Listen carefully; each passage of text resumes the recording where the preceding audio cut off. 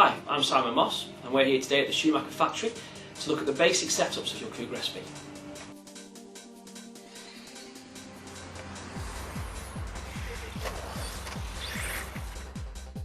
The diff on the Cougar SV should never be run so slack that it slips under acceleration.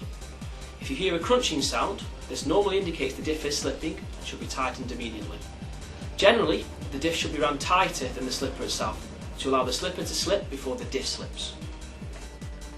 The slipper has to be correctly adjusted for maximum performance. If the slipper is too tight, then the car will have a tendency to wheelie. Alternatively, if the slipper is too loose, then it will cost you acceleration and the spur gear can melt.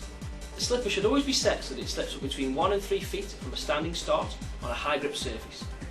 To adjust the slipper, remove the cap and adjust with a nut driver.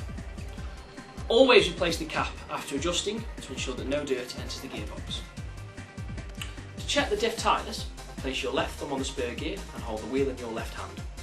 Rotate the opposite wheel, and if the adjustment is correct, you will see the slipper plate slipping.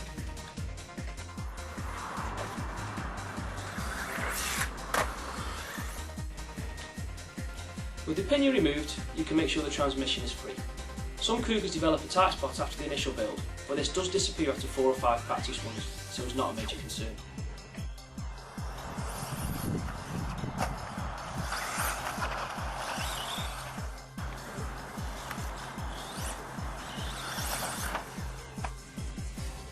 For the optimum performance from your Cougar, you need to ensure the steering is as free as possible.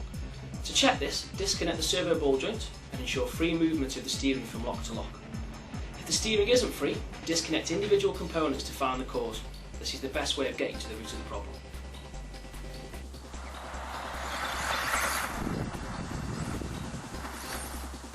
The Cougar SV features big bore, low friction shock absorbers for optimum suspension performance. Any drag within the suspension system will reduce the ability of the shocks to handle bumpy sections of the track. To check this movement is free, make sure that you remove the shock absorber and the wheel, and the wishbone should fall of its own weight. If the suspension arm doesn't move freely, you can use an EDS reamer to remove any moulding debris. Also check the ball grip is attached, as any tightness on these can be eased off with a pinch from a pair of pliers.